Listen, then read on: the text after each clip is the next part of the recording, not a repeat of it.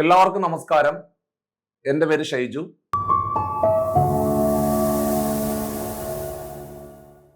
നമ്മുടെ വരാൻ പോകുന്ന RRB NTPC പരീക്ഷകളിലെ ഏറ്റവും പ്രധാനപ്പെട്ട വിഷയമാണ് മാത്സ് റീസണിങ്.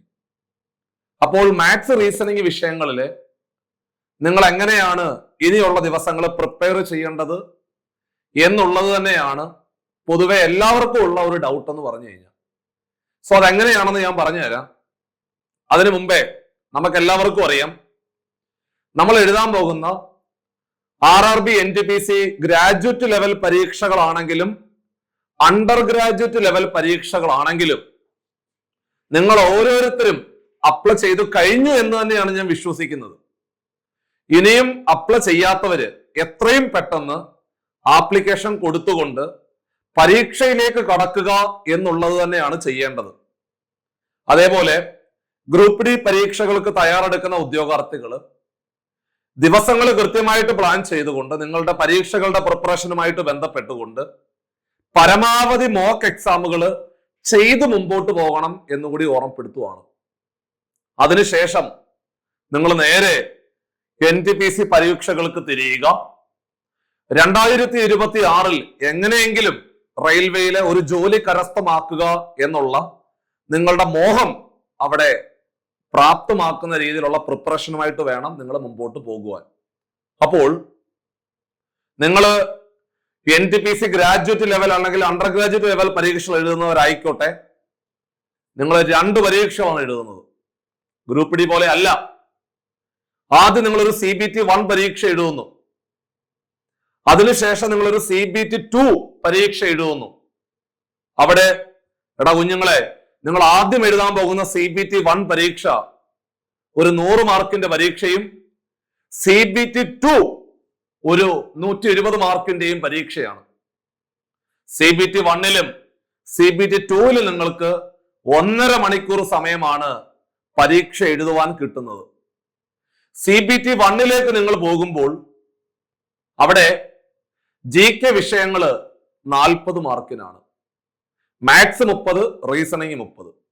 അപ്പോൾ മാത്സ് റീസണിങ്ങിന് 30, 60 മാർക്കാണ്. ബാക്കിയുള്ള 40 മാർക്കാണ് GK വിഷയങ്ങൾക്കുള്ളത്. നിങ്ങൾ അവിടെ ഒരു നിശ്ചിത മാർക്ക് വാങ്ങിച്ചു കഴിയുമ്പോൾ നിങ്ങളെ CBT 2വിന് വേണ്ടി വിളിക്കുന്നു. CBT 2 പരീക്ഷകൾക്ക് നിങ്ങൾ പോകുന്ന സമയത്ത് അവിടെ GK 50 മാർക്കായിട്ട് മാറി. അതേപോലെ മാത്സ് 30 എന്നുള്ളത് 35 മാർക്കായിട്ടും റീസണിങ് 30 എന്നുള്ളത് 35 മാർക്കായിട്ടും മാറി. അങ്ങനെ മാത്സ് റീസണിങ് ഇവിടെ 70 മാർക്കിന് മാറുന്നു, അവിടെ 60. GK എന്ന് പറയുന്നത് 50. അങ്ങനെ CBT 2വിന്റെ പരീക്ഷയ്ക്ക് നിങ്ങൾ 120 മാർക്കിന്റെ ഒരു പരീക്ഷയാണ് നിങ്ങൾ നേരിടേണ്ടത്. അങ്ങനെ ഈ 2 പരീക്ഷകളും എഴുതി പൂർത്തിയാക്കിയതിനു ശേഷം സ്റ്റേഷൻ മാസ്റ്റർ എഴുതുന്നുണ്ടെങ്കിൽ നിങ്ങൾ CBAT പോലെയുള്ള പരീക്ഷകളും തുടർന്ന് ഡോക്യുമെന്റ് വെരിഫിക്കേഷനും മെഡിക്കൽ എക്സാമിനേഷനും പൂർത്തിയാക്കിയതിനു ശേഷമാണ് നിങ്ങൾക്ക് RRBയിലെ നിങ്ങൾ ഉദ്ദേശിച്ച തസ്തികയിലേക്ക് നിയമനം നടത്തുന്നത്. സോ ഇങ്ങനെ നീണ്ടു നിൽക്കുന്ന ഈ ഒരു പരീക്ഷയിലെ ആദ്യ പരീക്ഷ എഴുതുമ്പോൾ പകുതിയിൽ കൂടുതൽ ചോദ്യങ്ങൾ മാത്സാ, 60 മാർക്ക്. രണ്ടാമത്തെ പരീക്ഷയിലും ഇതേപോലെ തന്നെ 70 മാർക്കിന്റെ മാത്സ് റീസണിങ് ചോദ്യങ്ങളാണ് നിങ്ങൾ നേരിടാൻ പോകുന്നത്. സോ ആ ഒരു പരീക്ഷകൾ രണ്ടിന്റെയും സിലബസ് സെയിമാ, പക്ഷേ പഠിക്കുമ്പോൾ ആഴത്തിൽ പഠിക്കുക എന്നുള്ളതാണ് ചെയ്യേണ്ടത്. അപ്പൊ നിങ്ങൾ ചെയ്യേണ്ടത്, ഇപ്പൊ മാത്സിനകത്തേക്ക് വന്നു കഴിഞ്ഞാൽ നമുക്കറിയാം നമ്പർ സിസ്റ്റം ഉണ്ട്, ഡെസിമൽ ഉണ്ട്, ഫ്രാക്ഷൻ, LCM HCF തുടങ്ങി ratio and proportion, percentage, mensuration, time and work, time and distance, simple and compound interest, profit and loss ഉണ്ട്, എലമെന്ററി ഓൾജിബ്ര ഉണ്ട്, അതേപോലെ ജോമെട്രി ഉണ്ട്, ട്രിഗണോമെട്രി ഉണ്ട്, സ്റ്റാറ്റിസ്റ്റിക്സ് ഉണ്ട്. ഇത്രയും ഭാഗങ്ങളാണ് ഒഫീഷ്യലായിട്ട് വന്നിരിക്കുന്ന RRBയുടെ സിലബസിൽ കൃത്യമായിട്ട് നിങ്ങൾക്ക് പഠിക്കുവാൻ പറഞ്ഞിരിക്കുന്നത്. റീസണിങ്ങിലേക്ക് വരുമ്പോൾ അനലോഗി ഉണ്ട്, completion of number and alphabetical series, coding and decoding, നമ്മുടെ ബോട്ട് മാസുമായിട്ട് ബന്ധപ്പെട്ട ചോദ്യങ്ങൾ, അതേപോലെ വെൻ ഡയഗ്രം ഉണ്ട്, സിലോജിസം ഉണ്ട്, സ്റ്റേറ്റ്മെന്റ് ആൻഡ് കൺക്ലൂഷൻ ഉണ്ട്, കോഴ്സ് ഓഫ് ആക്ഷൻ ഉണ്ട്, മാപ്പുമായിട്ട് ബന്ധപ്പെട്ട ചോദ്യങ്ങളുണ്ട്, ഗ്രാഫിന്റെ ഇന്റർപ്രിട്ടേഷൻ ഉണ്ട്, അതേപോലെ തന്നെ റിലേഷൻഷിപ്പ് അല്ലെങ്കിൽ ബ്ലഡ് റിലേഷനുമായിട്ട് ബന്ധപ്പെട്ട ചോദ്യങ്ങളുണ്ട്, ക്ലോക്ക് കലണ്ടർ ഉൾപ്പെടെയുള്ള റീസണിങ്ങിന്റെ ഭാഗങ്ങളും. അപ്പോൾ CBT 1 60 മാർക്കിന്റെ പ്രിപ്പറേഷനും CBT 2 70 മാർക്കിന്റെ മാത്സ് റീസണിങ്ങിന്റെ പ്രിപ്പറേഷനും നിങ്ങൾ കൃത്യമായിട്ട് പ്ലാൻ ചെയ്തുകൊണ്ട് മുമ്പോട്ട് കൊണ്ടുപോയെങ്കിൽ മാത്രമേ വരാൻ പോകുന്ന NTPC പരീക്ഷകൾ നിങ്ങൾക്ക് ക്രാക്ക് ചെയ്യുവാൻ സാധിക്കത്തുള്ളൂ. സോ മാത്സ് റീസണിങ്ങിന് വലിയ പ്രാധാന്യം കൊടുത്ത് നിങ്ങൾ നല്ല രീതിയിൽ പ്രിപ്പയർ ചെയ്തുകൊണ്ട് മുമ്പോട്ട് പോകണം എന്ന് ഞാൻ വീണ്ടും ഓർമ്മപ്പെടുത്തുകയാണ്. സോ അതിനു വേണ്ടിയിട്ട് ഈ പറയുന്ന രീതിയിൽ നിങ്ങൾ ആദ്യം ടോപ്പിക്ക് നന്നായിട്ട് പഠിക്കുക. ടോപ്പിക്ക് നന്നായിട്ട് പഠിച്ചതിന് ശേഷം ഈ പറയുന്നത് പോലെ പ്രീവിയസ് ഇയർ ചോദ്യങ്ങൾ തലങ്ങും വിലങ്ങും ഒന്നുപോലും വിടാതെ മാക്സിമം ചെയ്ത് പഠിക്കണം. അതാണ് ചെയ്യേണ്ടത്. കേരള PSC പോലെ അല്ല. കേരള PSC പോലെ അല്ല എന്ന് വീണ്ടും എടുത്തു പറയാൻ കാരണം, നിങ്ങൾ കേരള PSC നടത്തുന്ന വിവിധ മത്സര പരീക്ഷകളുടെ മാത്സിലെ ചോദ്യങ്ങൾ ഡിഗ്രി ലെവൽ നിലവാരത്തിലാണെങ്കിൽ പോലും നിങ്ങൾക്കൊരു ബൗണ്ടറി ഉണ്ട്. ആ ബൗണ്ടറിക്ക് അപ്പുറത്തേക്ക് പോകാറില്ല. പക്ഷെ NTPC പരീക്ഷകൾക്ക് അങ്ങനെ അല്ല.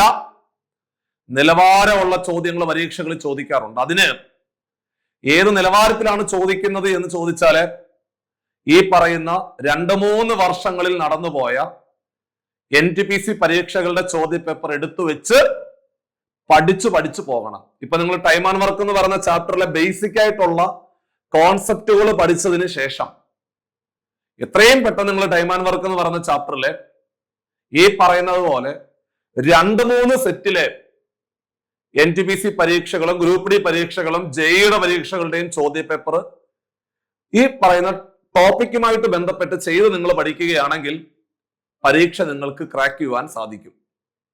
സോ അത്തരത്തിലെ മാത്സ് റീസണിങ്ങിന് വലിയ പ്രാധാന്യം കൊടുത്തുകൊണ്ടുള്ള നമ്മുടെ NTPC ബാച്ചുകൾ നമ്മൾ ഇവിടെ സ്റ്റാർട്ട് ചെയ്തിട്ടുണ്ട്.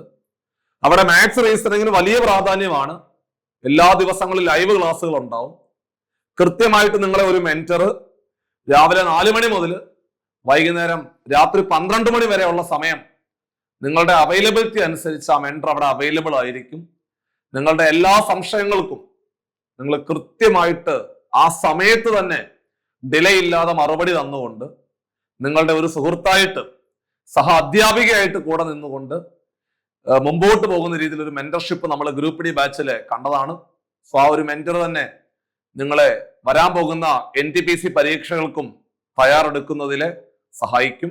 അതേപോലെ CCയിലെ ഏറ്റവും മികച്ച അധ്യാപകർ നിങ്ങളെ ഓരോ ദിവസങ്ങളും ലൈവ് ക്ലാസ്സുകളിൽ കൂടി കൃത്യമായിട്ട് ഓരോ ടോപ്പിക്കുകൾ പറഞ്ഞു തന്ന് പ്രീവിയസ് ഇയർ ചോദ്യങ്ങളും ഡിസ്കസ് ചെയ്തുകൊണ്ട് വരാൻ പോകുന്ന NTPC പരീക്ഷകൾ ഏറ്റവും ഭംഗിയുള്ള റിസൾട്ട് ആക്കി മാറ്റിയെടുക്കുവാൻ നിങ്ങളോടൊപ്പം തീർച്ചയായിട്ടും CC ഉണ്ടാകും. അപ്പൊ അതുകൊണ്ട് നിങ്ങളുടെ ആ ഒരു സംശയങ്ങൾക്കുള്ള ഉത്തരം എന്ന് പറയുന്നത് ടോപ്പിക്ക് പഠിക്കുക. ടോപ്പിക്ക് നിങ്ങൾ പഠിക്കാൻ 1 മണിക്കൂർ സ്പെൻഡ് ചെയ്താൽ മതി. പക്ഷേ പ്രീവിയസ് ഇയർ ചോദ്യങ്ങൾ ചെയ്തു പഠിക്കാൻ ഒരു ടോപ്പിക്കിൽ നിന്നും നിങ്ങൾ ഏറ്റവും കുറഞ്ഞ ഒരു 4 മണിക്കൂർ 5 മണിക്കൂർ സമയമെങ്കിലും പ്രീവിയസ് ഇയർ ചോദ്യങ്ങൾ ചെയ്തു പഠിക്കാൻ സ്പെൻഡ് ചെയ്ത് കഴിഞ്ഞാൽ വരാൻ പോകുന്ന NTPC പരീക്ഷകൾ നിങ്ങളുടെ കയ്യിലിരിക്കും. തീർച്ചയായിട്ടും 2026 പകുതി അല്ലെങ്കിൽ അവസാനത്തോടു കൂടി നിങ്ങൾ ഇന്ത്യൻ റെയിൽവേയിലെ ഒരു 8th പേ കമ്മീഷൻ അനുസരിച്ചുള്ള ഒരു ഉദ്യോഗസ്ഥനായിട്ട് മാറാൻ പോവുകയാണ്.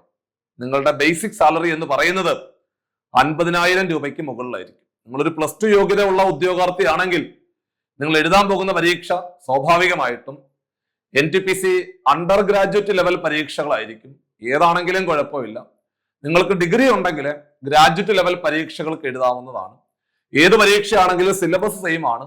കൃത്യമായിട്ട് ടൈം ടേബിൾ അറേഞ്ച് ചെയ്തുകൊണ്ട് കൺസിസ്റ്റന്റ് ആയിട്ട് പഠിക്കണം. അവിടെയാണ് ഏറ്റവും വലിയൊരു പ്രാധാന്യം. കൺസിസ്റ്റന്റ് ആയിട്ട് പഠിക്കുന്നവർക്ക് മാത്രമേ പരീക്ഷ ക്രാക്ക് ചെയ്യുവാൻ സാധിക്കത്തുള്ളൂ. കൺസിസ്റ്റൻസി എന്ന് പറയുന്നത് വളരെ പ്രധാനപ്പെട്ട ഒരു ഫാക്ടറാണ്. നിങ്ങൾ ചിലപ്പോൾ പരാജയപ്പെട്ടു പോയേക്കാം.